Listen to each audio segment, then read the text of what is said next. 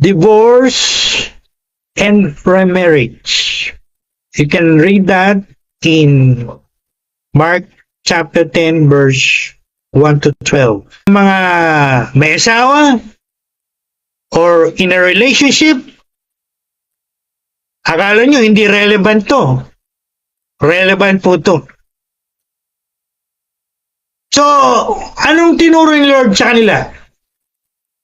Ang tinuro ni Lord sa kanila ay ito. Again, you can read that in Mark 10, 1 to 12. He said to them, and he is saying to us right now. In short, ang teaching niya ay ito po. From the beginning of creation, from the Garden of Eden,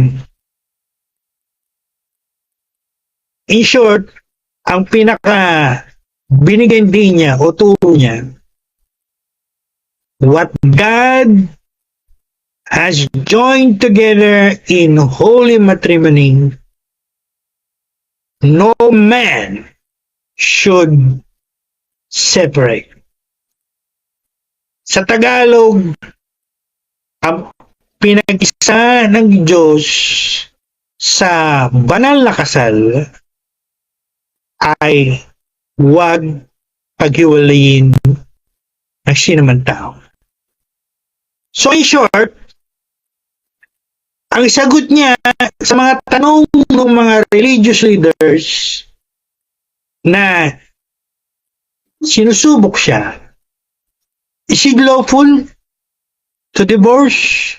Is it lawful for any ground or excuse? Hindi na po kasi sexy yung asawa ko eh. Hindi na po mabango eh. Hindi na po maganda. Hindi na po pogi. Hindi na macho. Hindi na po makapag-perform. Marami pong kadahilanan. Sa ating batas nga, ay tinatawag na psychological incapacity. So, ano sinasabi dito ni Lord? Sinasabi dito ni Lord, in the eyes of God and in the law of God,